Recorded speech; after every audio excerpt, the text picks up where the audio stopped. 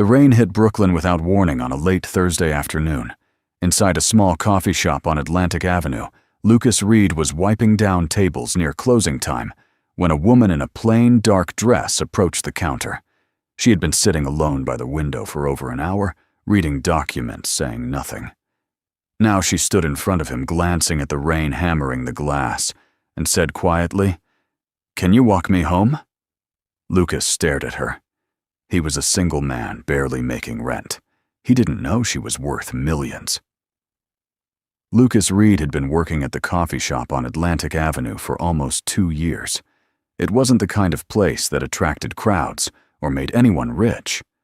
A narrow storefront wedged between a laundromat and a barber shop with 12 tables, a cracked espresso machine, and a hand-painted sign that read, "Cornerstone Coffee," in faded yellow letters. The owner, a retired electrician named Frank, kept the shop running more out of stubbornness than profit. Lucas respected that. He understood what it meant to hold on to something simply because letting go felt worse. He had turned 38 in October alone in his one-bedroom apartment 6 blocks from the shop. No party, no cake, no phone call worth remembering. His divorce had been finalized 2 years before that, and the life he once thought was permanent had dissolved like sugar in hot water, quietly, completely, without any way to reverse it. He didn't talk about it, not to Frank, not to the regulars, not to anyone. He showed up for his shifts, wiped down the tables, poured the coffee, and went home. That was enough. That had to be enough. Most evenings at Cornerstone were predictable. The same handful of customers rotating through construction workers, grabbing last cups before heading to night jobs, a couple of college students nursing cold brews over textbooks, and the occasional stranger who wandered in because the subway was delayed. Lucas knew the rhythm. He could sense closing time the way some people sense weather. A slowdown in foot traffic, the light outside shifting from amber to gray, the quiet hum of a shop emptying itself naturally. That Thursday was no different until it was. She had come in around 4:30. Lucas noticed her, the way he noticed most customers briefly without attachment. A woman in her mid-30s, wearing a dark dress with no jewelry except a thin silver watch. Her hair was pulled back simply. No umbrella, no bag other than a leather folder tucked under her arm. She chose the table closest to the window without asking and ordered a black coffee. No sugar, no milk. She didn't look at her phone, didn't make a call. She opened the folder and began reading through a stack of documents, as though the rest of the world had been placed on mute. Lucas brought her the coffee, and she thanked him without looking up.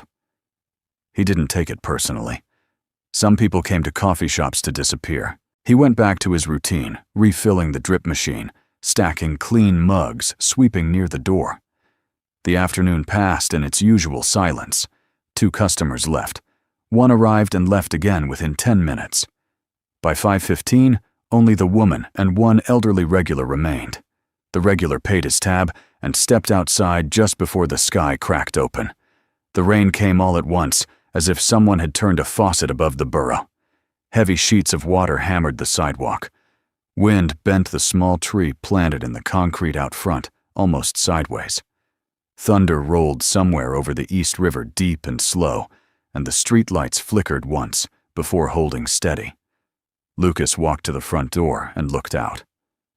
The street was emptying fast, people running under awnings, ducking into bodegas, pulling jackets over their heads. Within minutes, Atlantic Avenue looked abandoned. He turned back toward the shop. The woman was still seated, but she had stopped reading.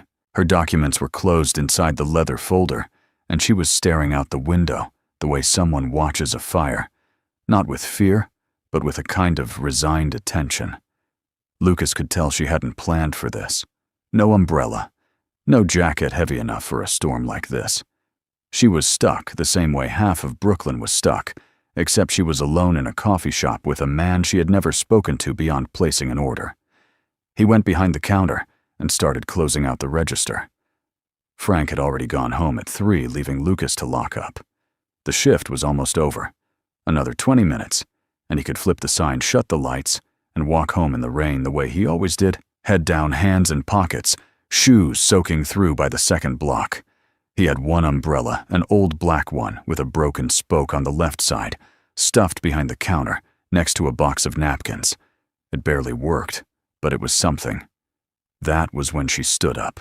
She gathered her folder, pushed the chair in neatly, and walked toward the counter. Her steps were calm but deliberate, the kind of walk that belonged to someone used to entering rooms with purpose. She stopped in front of him, and for the first time that afternoon, Lucas looked directly at her face. Her expression was composed, but not cold. There was something underneath it, a flicker of hesitation, maybe even vulnerability, that didn't match the rest of her composure. "Can you walk me home?" she asked, her voice steady but quiet, as though she had already considered the strangeness of the question before saying it. Lucas felt the weight of the request settle over him. It wasn't a complicated sentence, 5 words. But coming from a stranger in an empty shop with a storm raging outside it, carried more than its literal meaning. He didn't know this woman. He didn't know her name, where she lived, or why she had chosen to ask him instead of calling a car or waiting out the rain. He glanced at the clock on the wall. 5:27. His shift ended at 5:30. He looked at the rain still pounding the glass, then back at her. She wasn't smiling. She wasn't trying to charm him or explain herself. She just stood there, holding her leather folder against her chest, waiting for an answer she clearly wasn't sure she would get. And Lucas saw something in that moment that overrode every logical reason to say no. He saw sincerity. Simple, undecorated sincerity, the kind most people had forgotten how to show. He reached behind the counter and pulled out the old umbrella. He tested it once, clicking it open and shut, checking that the broken spoke wouldn't collapse the whole thing in the wind. It held barely. He looked at her and said, "Let me just lock up." She nodded, once stepped back toward the door, and waited. Lucas moved through the closing routine faster than usual. Register shut, lights in the back off, coffee machine powered down. He grabbed his jacket from the hook by the kitchen, a dark navy work jacket, thin, not made for storms, with a small plastic name tag pinned above the chest pocket. He pulled it on, took the keys from the counter, and walked toward the door, where the woman stood watching the rain. He unlocked the deadbolt, pushed the door open, and the sound of the storm rushed in like a wave, loud, immediate everywhere. He opened the umbrella and held it over both of them as they stepped onto the sidewalk. The rain hit the fabric hard, drumming a constant rhythm above their heads. Water was already pooling in the gutters, running fast toward the storm drains. The wind pushed against them from the east, and Lucas tilted the umbrella to block it, which meant the rain caught his left shoulder and soaked through his jacket almost immediately. He didn't adjust. He just walked, keeping the umbrella steady over the woman beside him, heading in the direction she had pointed east on Atlantic, then left on a side street he rarely walked down. They moved in silence for the first block. Lucas kept a careful distance between them, close enough to share the umbrella, but far enough to maintain the boundary between two strangers.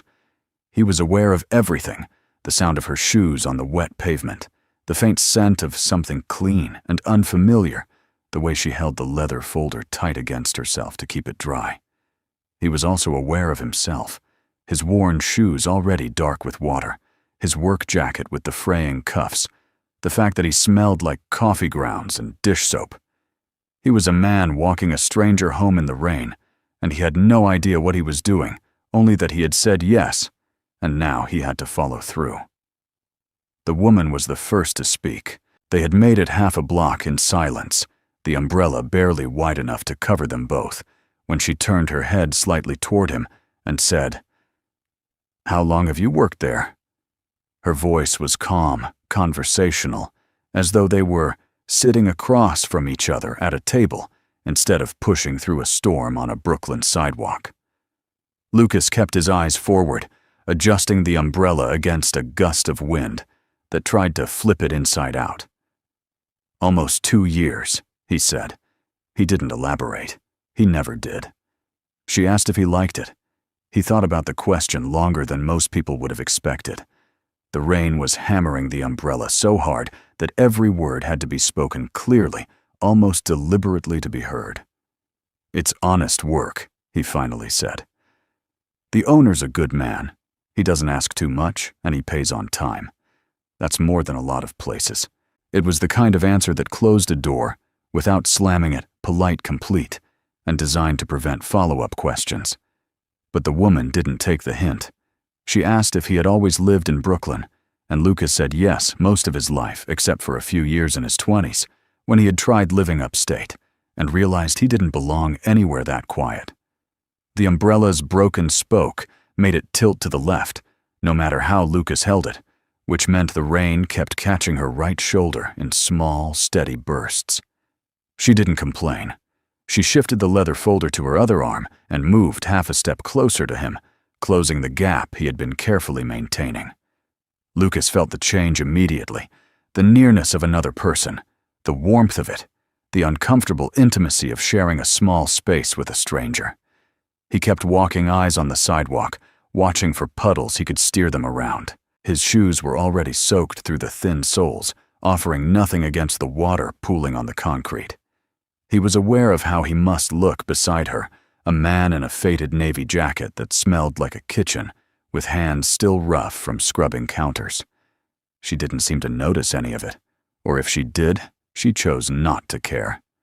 She told him she had been coming to that part of Brooklyn more often lately, looking for places that felt real. Lucas didn't ask what she meant by real. He understood it the way working people understand things that don't need to be explained. There were neighborhoods in this city that had been polished so clean, they felt like showrooms, places where a cup of coffee cost $8, and every surface looked like it had been designed for a photograph. Cornerstone wasn't one of those places. It had stained ceiling tiles, a bathroom door that stuck, and coffee that was strong but never fancy. That was probably what she meant. He didn't need her to spell it out. They turned left onto a narrower street. The trees here were taller, older, and their branches hung low over the sidewalk, heavy with rain.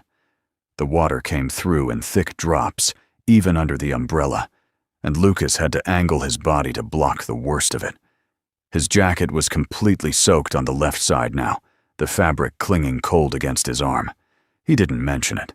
Complaining about rain when you had agreed to walk in it seemed like a waste of words. The woman glanced at his wet shoulder, and something shifted in her expression. Not pity, not guilt, but a quiet recognition that he was absorbing discomfort without a word. "You're getting drenched," she said. Lucas shrugged with the shoulder that was still dry. "It's just water." The answer came out flat, not heroic, not self-deprecating, just factual. She looked at him for a moment as if she were trying to read a book whose pages were mostly blank. Lucas kept his gaze ahead. He had learned a long time ago that the less you gave people to interpret, the less they could get wrong about you. The rain intensified near the middle of the block, coming down so hard that the umbrella became almost decorative. Visibility dropped to 20 feet. The sound of water hitting pavement metal and leaves created a wall of white noise around them. Lucas spotted an awning ahead, a green canvas overhang attached to a closed dry cleaner, and guided them toward it with a light touch on her elbow. They stepped under it, and the noise softened just enough for them to speak without raising their voices. Water streamed off the edge of the awning in a curtain, enclosing them in a small, dry rectangle no bigger than a closet. The street beyond it looked like a river. They stood side by side watching the rain. Lucas closed the umbrella and shook it once, sending a spray of water onto the already soaked sidewalk. The woman leaned her back against the dry cleaner's locked door and held her folder in both hands. For a few seconds, neither of them spoke. It was the kind of silence that forms between two people who don't owe each other conversation, but aren't quite ready to stop having it. Lucas looked at the water rushing along the gutter. She looked at him. "Can I ask you something?" she said. Lucas turned his head slightly, not fully facing her, but enough to show he was listening. "Do you ever think you deserve more than this?" The question landed differently than she probably intended.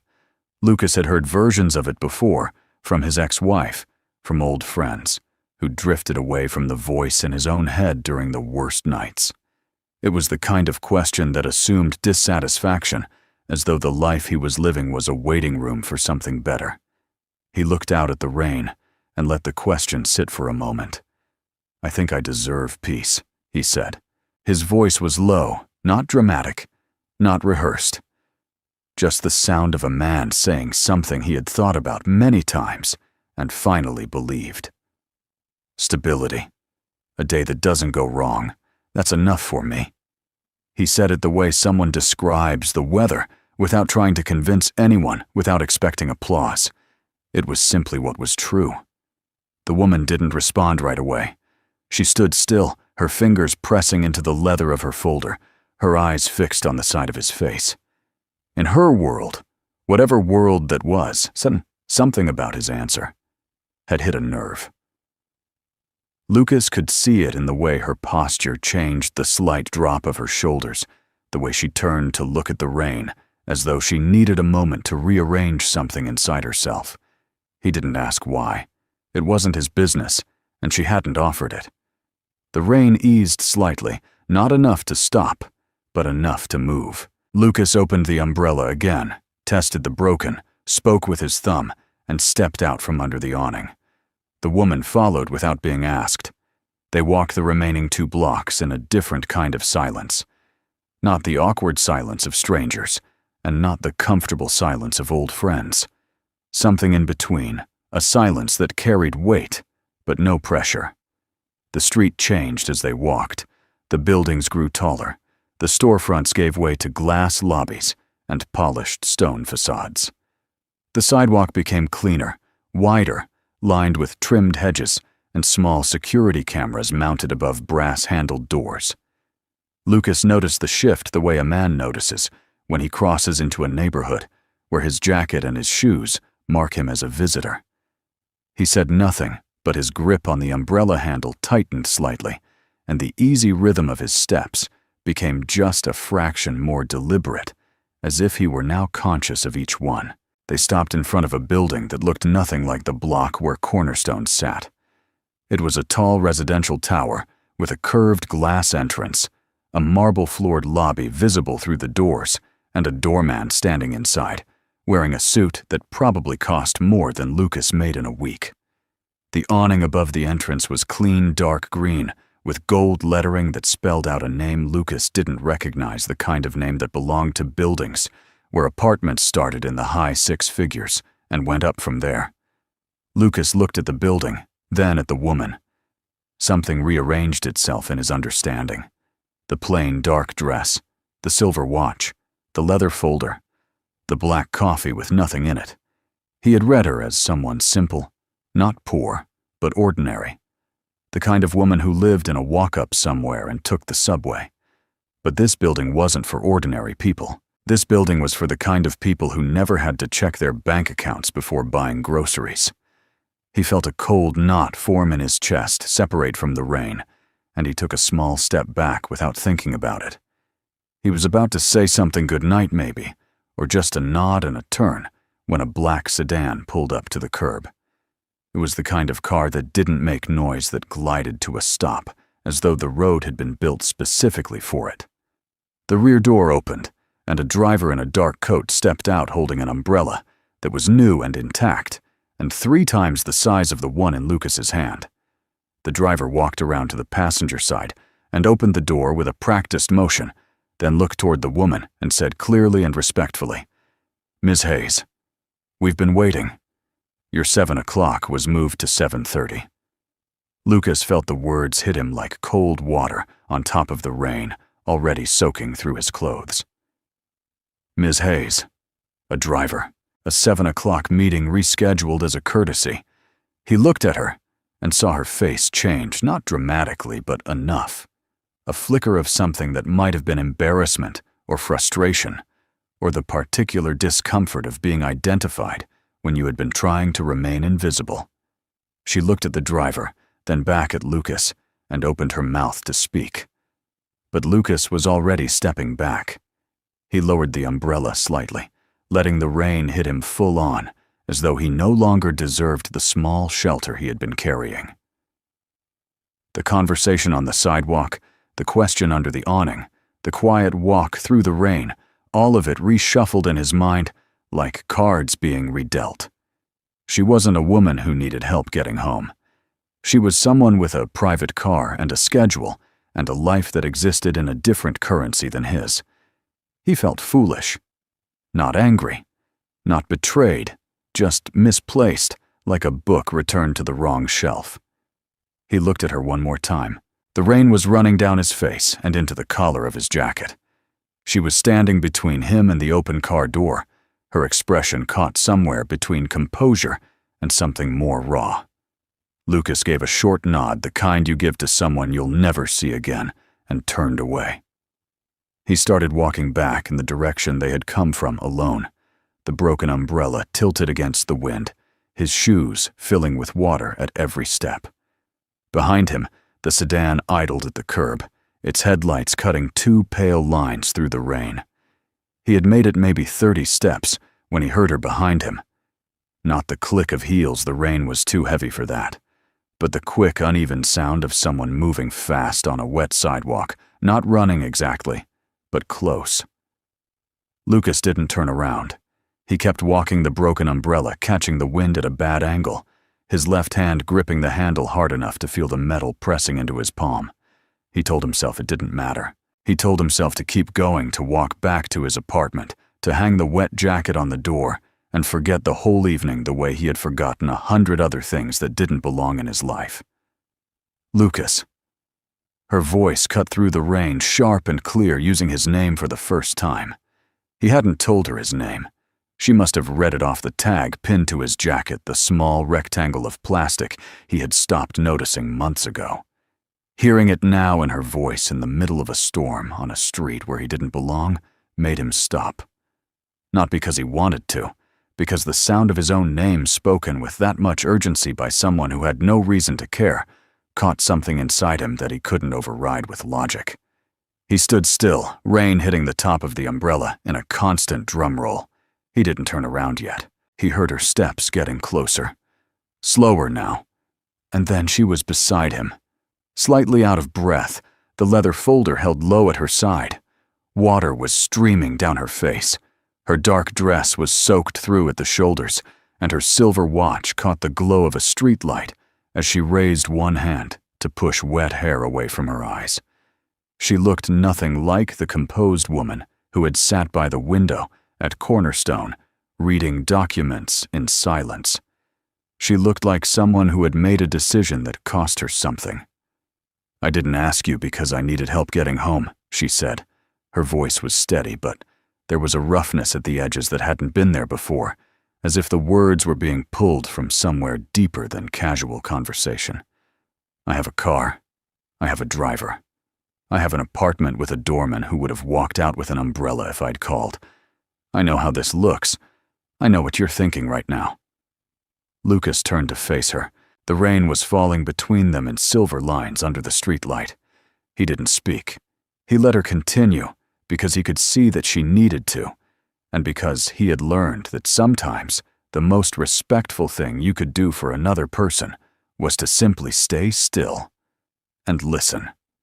She lowered her gaze for a moment, then looked at him directly. "When people find out who I am, what I do, what I'm worth, everything changes. Every conversation becomes a transaction. Every smile has a price behind it. People start calculating before they even finish shaking my hand. They look at me and they see a number, a connection, an opportunity, not a person." She said it without self-pity. It was a statement of fact, delivered the same way Lucas had described his own life earlier, plainly without decoration, without asking anyone to feel sorry for her. "I come to places like your coffee shop because nobody there knows my name. Nobody cares about my portfolio.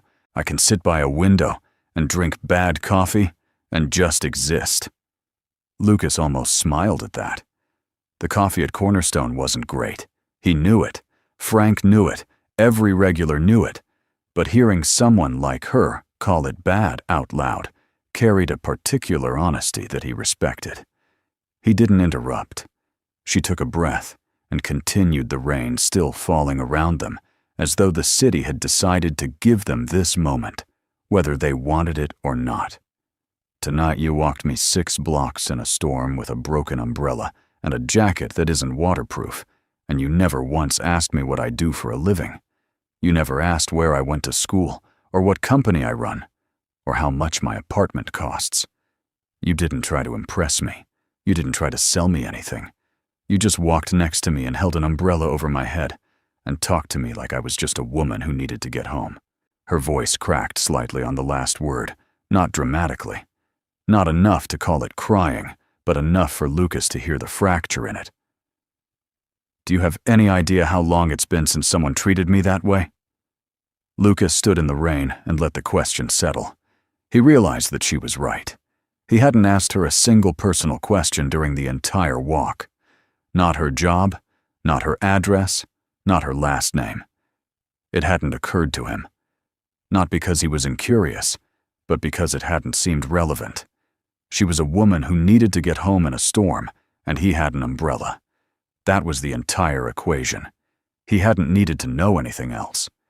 The fact that this basic decency, walking someone home without an agenda, had become so rare in her world that it moved her to chase him down a sidewalk in the rain. Said something he didn't know how to respond to. He looked at her for a long moment. The sting he had felt, what he thought was anger, what was probably just the sharp edge of feeling small beside someone large, began to loosen in his chest. He wasn't angry at her.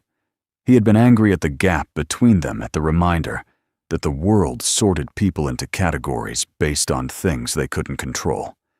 But standing here, looking at a woman who was soaked to the bone and out of breath, and asking him to see her as human, he understood that the gap wasn't between them. It was around both of them separately, like 2 people trapped in different rooms of the same building. "I didn't know who you were," he said finally. His voice was quiet, almost lost in the rain. "I still don't really." It was the truest thing he could offer. She looked at him, and something in her expression shifted. The tension in her jaw relaxed. The tightness around her eyes softened. "Charlotte," she said. Just the name, nothing else. No last name, repeated, no title, no company attached. She offered it the way you hand someone a key, small, ordinary, but meaning, access. Lucas held it for a second, then nodded. "Lucas," he said, even though she already knew. It felt right to say it back, to make the exchange equal. They stood in the rain, 2 people who had just introduced themselves after walking 6 blocks together, and something about the absurdity of it made the moment feel more honest than anything that had come before. "Thank you," Charlotte said. She didn't reach for her wallet. She didn't offer him a business card or suggest a favor she could do for him later. She didn't try to close the distance between their lives with money or promises. She just said, "Thank you." And the way she said it, low direct, as if she were signing something binding, made Lucas understand that she meant it in a way most people never mean those 2 words. She was thanking him not for the umbrella, not for the walk, but for the absence of everything else, for the questions he didn't ask, for the calculations he didn't make, for the simple, unglamorous act of treating her like a person whose worth had nothing to do with her net worth. Lucas nodded. It was a small movement, just a dip of the chin, but it carried something he hadn't felt in a long time. For years, his value had been measured in hourly shifts and monthly rent payments. He was the man who poured coffee and wiped tables and locked up at night. He was the man who couldn't afford to replace the broken spoke on his umbrella or buy a jacket that kept out the rain. But standing here in this moment, he felt the full weight of something that didn't cost anything and couldn't be earned by working harder, the recognition that who he was, separate from what he had, was enough. They stood in the rain for another few seconds, neither moving, neither needing to. Then Charlotte stepped back toward the waiting sedan, the driver still holding the door open. She gave Lucas one last look, Not a goodbye, not a promise, just an acknowledgement, and got into the car. The door closed. The headlights swept across the wet pavement as the sedan pulled away from the curb and disappeared down the street. Lucas stood alone on the sidewalk, rain falling on the umbrella, watching the taillights dissolve into the gray. He turned and walked home. The storm was already weakening, the thunder moving east over the water, the rain thinning into something lighter and less urgent. His jacket would take 2 days to dry. He would be back at Cornerstone by 9 the next morning, wiping tables and filling the drip machine and doing everything the same way he always did. But something had shifted quietly in a place he couldn't name. He walked the 6 blocks back with his head up instead of down, and he didn't rush. The next morning, the sky over Brooklyn was clean and pale, the kind of blue that only appears after a hard rain has scrubbed the air. Lucas arrived at Cornerstone at 8:45, 15 minutes before his shift. Frank was already inside, standing near the front window, with a confused expression and a piece of paper in his hand. He told Lucas that a woman had called first thing that morning, identifying herself as a regular customer, and had arranged to cover the cost of repairing the roof above the front entrance. The awning had been leaking for months. Frank had been putting buckets under the drip every time it rained, patching it with tape that never held. The woman hadn't left a full name. She said she had been coming to the shop for a while and wanted to help. She asked that it not be made into a big deal. Frank shrugged and said he wasn't going to argue with that. Lucas didn't say anything. He tied his apron, started the espresso machine, and began setting up the tables for the morning. Around 10:15, the door opened, and Charlotte walked in. She was dressed the same way as the day before, simple, unadorned, carrying the same leather folder. She chose the same table by the window and sat down without looking around the room. Lucas watched her from behind the counter for a moment, then poured a cup of black coffee and carried it to her table. He set it down in front of her. She looked up at him, and there it was, a quiet, unhurried smile. Neither of them mentioned the night before. Neither of them mentioned the rain, the sedan, the driver, or the name Ms. Hayes. There was nothing to explain and nothing to undo. Lucas went back behind the counter. Charlotte opened her folder and began reading. Outside, the sun was drying the last of the puddles on Atlantic Avenue, and the broken awning above the entrance dripped one final drop of leftover rain onto the sidewalk before going still. Inside, the coffee machine hummed. A regular walked in and ordered the usual. The morning continued ordinary and unremarkable, except for the quiet understanding that now lived between a man behind a counter and a woman by the window. Two people who had seen each other clearly once in a storm and understood that the most valuable thing either of them had given that night was not shelter from the rain, but the simple, unmeasured act of being treated as exactly who they were.